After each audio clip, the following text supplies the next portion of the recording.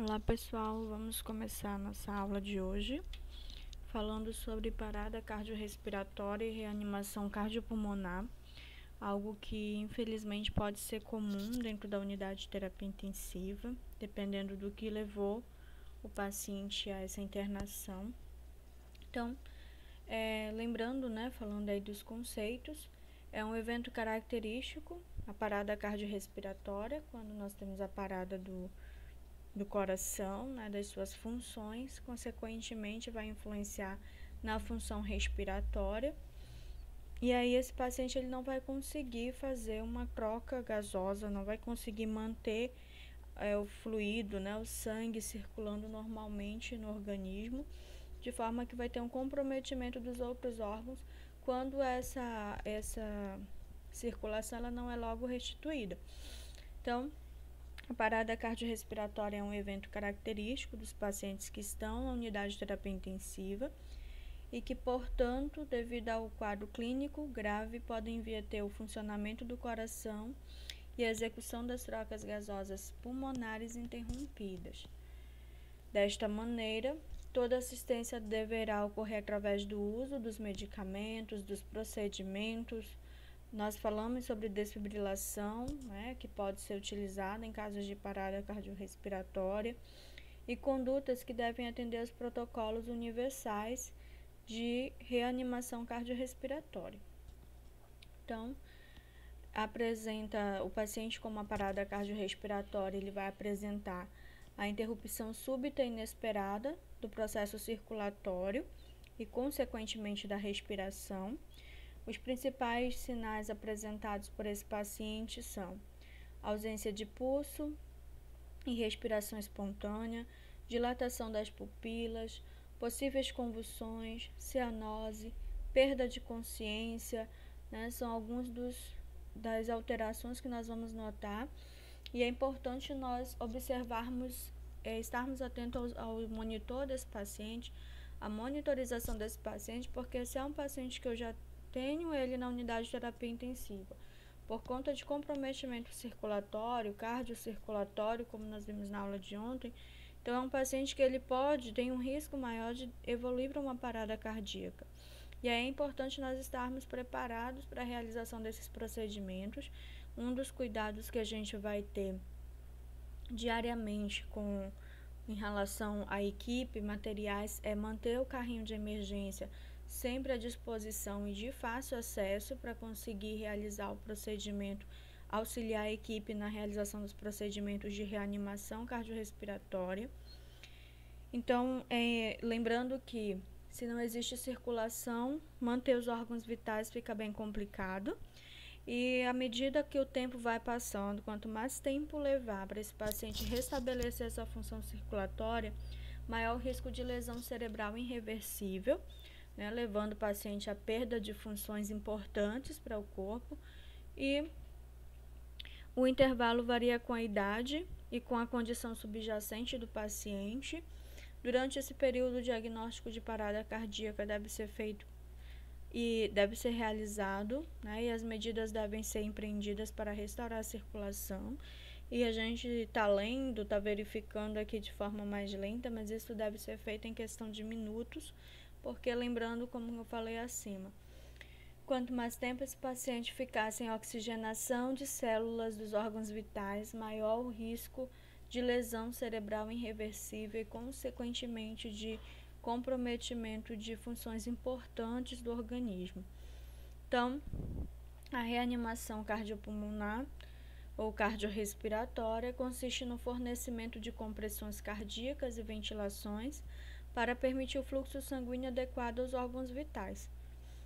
Então, não muda daquilo que você já aprendeu lá em suporte básico. Em suporte básico, você já tem essa prévia, já sabe quais são os procedimentos básicos na reanimação do paciente. Não vai mudar dentro da unidade de terapia intensiva. O que vai mudar é o uso do desfibrilador, se houver a necessidade, mas o procedimento, a técnica de reanimação, ela vai ser a mesma. De forma concisa, o objetivo da RCP consiste no restabelecimento da circulação sanguínea, levando para os órgãos vitais sangue oxigenado e retirando sangue rico em gás carbônico, né, em dióxido de carbono. Atrelado a isso, permitir adequada ventilação das vias aéreas. Então, esse é o nosso objetivo, conseguir restabelecer essa circulação desse sangue para o organismo, de forma que chegue oxigênio suficiente para os órgãos vitais, para os órgãos importantes desse paciente. Em relação às diretrizes, né, da Associação Americana de Reanimação, de 2010, se eu não me engano foi a mais atualizada, ele coloca algumas características em relação à reanimação pulmonar adulto, né? A frequência das compressões, elas devem ter no mínimo 100 compressões por minuto. A profundidade deve ser de pelo menos 5 centímetros em cada compressão. Retorno total do tórax após cada compressão, porque senão tem esse retorno total do tórax, significa que pode ter lesionado alguma costela, e daí a gente vai ter que ter esse cuidado, principalmente em pacientes idosos. Lembrando que a reanimação não é força, é a técnica e o jeito correto de realizar. Uma outra questão em relação à reanimação cardiorrespiratória ou as massagens, as compressões torácicas, nunca jamais esquecer de colocar um suporte rígido na parte posterior desse paciente, na costa. Lembra que ele está em cima de um colchão, né? À medida que, se não for colocado algo rígido na parte posterior do tórax, vai ficar difícil de você conseguir fazer essas compressões na técnica e da maneira correta, e principalmente de conseguir estimular esse coração novamente. Então, isso também fica disposto no carrinho de emergência, e nunca esqueçam de colocar esse suporte quando for necessário, quando estiverem realizando uma reanimação. Minimização das interrupções nas compressões torácicas. Se essa parada está acontecendo dentro da unidade de terapia intensiva, é diferente de nós estarmos na rua ou em outro lugar. Nós vamos estar dentro de um ambiente hospitalar que tem materiais e equipamentos para nos auxiliar na reanimação desse paciente. Então, temos uma equipe também ali para revezar caso a gente esteja mantendo as compressões torácicas. E aí, nesse caso, a interrupção ela deve ser mínima possível. Evitar o excesso de ventilação, porque às vezes o profissional que fica ventilando o paciente, ele acaba querendo fazer a ventilação na mesma quantidade de vezes que está fazendo a compressão. E lembrem que, se isso acontecer, vai ter uma hiperventilação. Para o paciente que já está na unidade de terapia intensiva, isso pode agravar mais a situação dele. Então, aí a gente sempre relembra, quando nós temos um único socorrista, 30 compressões para 2 ventilações. Não é 30 compressões e 30 ventilações, é 30 compressões para 2 ventilações. Segmento da sequência, CAB, compressão torácica, via aérea, respiração, né? Verificar após essas compressões e for realizar a ventilação, verificar essas vias aéreas se não estão obstruídas com secreções, principalmente se esse paciente ele está entubado. Aí tem todo aquele cuidado, porque ele pode, claro, não estar se alimentando por via oral ou ter tido contato com um objeto que pudesse obstruir, mas às vezes vai ficar obstruído por conta de secreções mesmo nessa via aérea. Não se utiliza mais o procedimento ver, ouvir, sentir se há respiração, né? Então, lembrem que foi essa atualização que teve, que antes a gente tinha essa técnica, né, de ver, ouvir, sentir se existe respiração. Se nós estamos observando que houve uma parada cardiorrespiratória, né, eu não vou querer ouvir ou sentir se ele ainda está respirando. Nós vamos iniciar esse processo de ventilação, porque se ele teve uma parada cardíaca, consequentemente ele pode evoluir para uma parada respiratória também, ou ambos. Agora nós vamos falar de doenças endócrinas dentro da unidade de terapia intensiva, agravos e doenças endócrinas. E é uma das doenças que leva muito paciente a necessidade de internação, não a doença em si, mas as complicações que essa doença pode trazer, essas doenças podem trazer para o paciente.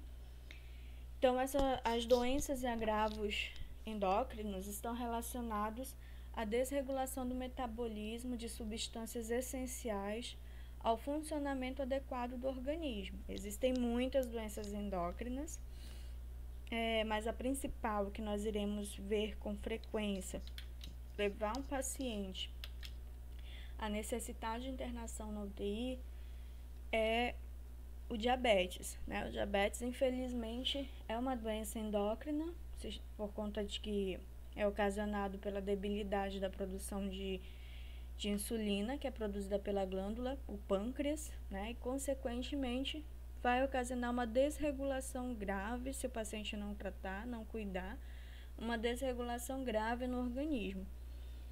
Então, o diabetes mellitus, né? Ele é um grupo de doenças, ele é considerado como um grupo de doenças metabólicas, que se caracteriza principalmente pelo aumento da glicemia na circulação, por conta da dificuldade da produção da insulina. Lembrem que a insulina ela é um hormônio produzida, né, ou secretada pelo pâncreas, e essa insulina tem como uma das principais funções transportar a glicose para dentro das células, né? Então, a partir do momento que deixa-se de produzir ou produz em pequenas quantidades insulina, esse organismo ele vai perdendo essa capacidade de transportar glicemia para dentro das células, de forma que há um acúmulo maior dessa glicemia, fazendo com que haja, né, o aumento excessivo ou a hiperglicemia capilar, que é possível fazer apenas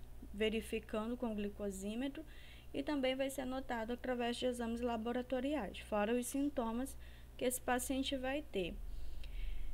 No geral, o diabetes ele pode ser classificado em diabetes tipo 1, tipo 2 e diabetes gestacional. O diabetes tipo 1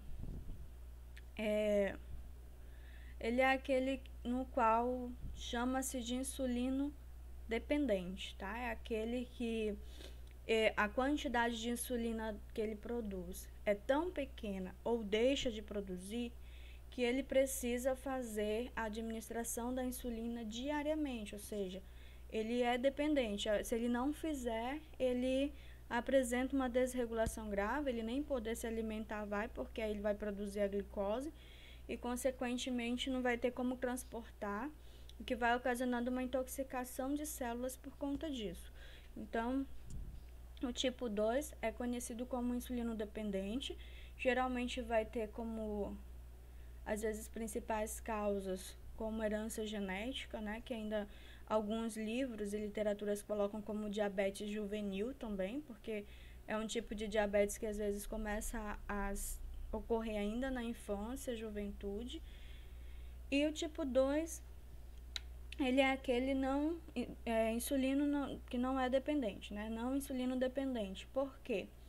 Porque é aquele tipo de diabetes que a pessoa vai desenvolver no decorrer da vida, né? Anos tendo uma má alimentação, anos deixando de ter um cuidado em relação a essa dieta, ingestão excessiva de glicose, vai facilitar, e claro, se ele já tem histórico familiar de diabetes tipo 2, vai facilitar com que essa pessoa com 40, geralmente aparece por volta dessa idade, 40, 50 anos, comece a apresentar o diabetes tipo 2. E aí, nesse caso, o diabetes tipo 2 é aquele que é possível inicialmente reparar com dietas e medicamentos, sem necessariamente fazer uso da insulina constantemente. Mas não significa que, com o passar do tempo, esse paciente que tem o diabetes tipo 2, ele não vai necessitar fazer o uso da insulina, principalmente se ele não tiver os cuidados necessários, né? Com o passar do tempo, ele pode se tornar um insulino dependente também.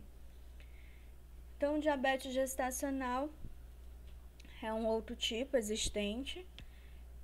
É o diabetes comum, aumento da glicose por conta do déficit da produção de insulina. Só que esse tipo de diabetes ele acontece durante a gestação. Geralmente, passou a gestação, a mulher volta, né, ao funcionamento normal. mas existem mulheres que perduram com diabetes para o resto da vida. Então, isso vai variar muito, até dos cuidados que essa gestante ela tem durante a gestação, principalmente com a dieta, que ele pode retornar, né, o funcionamento do pâncreas pode retornar ao normal, como pode, infelizmente, permanecer com déficit de produção de insulina e o aumento dessa glicose, e a pessoa ter, né, a gestante, a mulher, ela tem que fazer o tratamento para o resto da vida dela, ter os cuidados para o resto da vida em relação ao diabetes. Os principais sinais e sintomas: poliúria, né, aumento excessivo da produção de urina, polidipsia, polifagia, né, fome, sede excessiva, fadiga, fraqueza, alterações na visão, infecções recorrentes, né, torna esse sistema imunológico mais debilitado, o que vai expor muito essa pessoa a adquirir infecções com facilidade, eis o motivo de serem um grupo de risco hoje para doenças virais. Pele seca, né, há um ressecamento da pele, até por questões, por mais que essa pessoa ela faça uma grande ingestão de líquidos, mas não é suficiente para reparar a necessidade de hidratação de células. Então, é um dos sintomas comuns em pacientes com diabetes. Entre os principais cuidados: verificação da glicemia capilar, isso nós fazemos como rotina, paciente que está internado por conta de complicações do diabetes. Registrar débito urinário desse paciente, verificamos os sinais vitais, observamos sinais de hiperglicemia ou hipoglicemia, que pode acontecer no paciente diabético, né, se é administrado os medicamentos diariamente para controlar a glicemia desse paciente, e esse paciente ele não se alimenta, ele está produzindo ou ele tem uma ingestão excessiva de insulina, ele precisa utilizá-la, de forma que ele precisa se alimentar como qualquer outra pessoa. E a partir do momento que esse alimento não repara, aí ele, em vez de apresentar uma hiperglicemia, ele vai apresentar uma hipoglicemia. Por isso que o diabético ele precisa manter a sua alimentação nos horários, porque diferente do organismo que não está comprometido, que não tem diabetes, é produzido insulina normal, ou seja, à medida que você se alimenta, à medida que tem glicose para ser transportada, a quantidade de insulina vai ser liberada para fazer isso fisiologicamente, naturalmente. A pessoa com diabetes não, ela faz uma ingestão de um medicamento ou a aplicação da insulina diariamente. E ela tem essa quantidade de hormônios que foi ingerida para fazer o processo de transporte de glicemia, mas só tem como fazer se esse paciente estiver se alimentado. Por isso que manter o cuidado em relação à dieta do diabético e sempre nos horários vai ser importante. Uma complicação grande em relação ao diabetes é a cetoacidose diabética. Então, a cetoacidose diabética ela é um comprometimento muito mais grave. Nesse caso aqui, acontece a falta ou uma quantidade muito insuficiente de insulina que não foi reparado, ou por conta da ingestão excessiva de glicose, carboidratos, substâncias que podem se transformar em carboidratos, e essa pessoa ela não faz o tratamento, não leva o tratamento a sério, né? E aí, de forma que aumentou tanto a quantidade de glicose que não foi suficiente nem para a quantidade de insulina que tinha nesse pâncreas ou que esse paciente utilizava, de forma que levou a um aumento, né, tão grande dessa insulina, que aí o metabolismo de carboidratos, proteínas, lipídios se tornou comprometido, sobrecarregando a circulação, sobrecarregando esse organismo. Então, há uma necessidade, isso geralmente vai ser ocasionado por algum distúrbio que o paciente tenha, ou mesmo pelas faltas de cuidados que esse paciente possa ter em relação à doença que ele já sabe que é portador, a doença que ele já sabe que tem no seu organismo. Então, essa falta de cuidados pode levar ele a esse nível de complicação, porque à medida de que ele não consegue metabolizar os carboidratos, as proteínas, os lipídios adequadamente, consequentemente, ele não vai conseguir transportar nutrientes suficientes para as células, né, do organismo manter. e aí ele vai causando uma intoxicação celular, porque os corpos cetônicos aumentam, e aí há um comprometimento que pode levar à acidose do sangue. Lembrem lá da acidose que nós falamos, que é quando o pH ele se encontra abaixo de 7,35. Uma das doenças que pode levar a isso é uma complicação do diabetes, que é a cetoacidose, e desidratação grave, tá? Entre as principais causas destacam-se diabetes, que ainda não foi diagnosticada, então isso pode acontecer, porque se não foi diagnosticada, consequentemente a pessoa não vai ter cuidado nenhum, o que vai facilitar com que ela evolua para esse quadro, ou ainda que não foi tratada. Infecções, falta de insulina ou quantidade insuficiente são as situações que podem levar o paciente a ter essa cetoacidose diabética. Os sinais e sintomas mais comuns são anorexia, náusea, vômito, dor abdominal, hálito cetônico, poliúria, polidipsia, os mesmos sintomas do diabetes, mais intensos até, mas os mesmos sintomas, fraqueza, cefaleia, visão turva, além daqueles relacionados aos estados neurológicos, como letargia ou estado de alerta ou até mesmo comatoso, né? Pode levar esse paciente ao coma. Cuidados de enfermagem, eles voltam-se para nós fazermos o controle do balanço hídrico, porque a circulação desse paciente ela pode estar comprometida, vai estar. Então, nós controlamos essa questão de eliminação do paciente, observação rigorosa do débito urinário, nós verificamos os sinais vitais, conforme prescrição, e nós sabemos que na UTI vai ser rotina, proporcionar apoio emocional ao paciente e aos familiares dele. Tá? Então, fazemos as reparações, a administração de medicamentos, todos os cuidados comuns em relação ao paciente diabético ou que esteja com essa complicação por conta do diabetes. Ficar disponível para tirar as dúvidas de vocês. Qualquer coisa é só perguntar.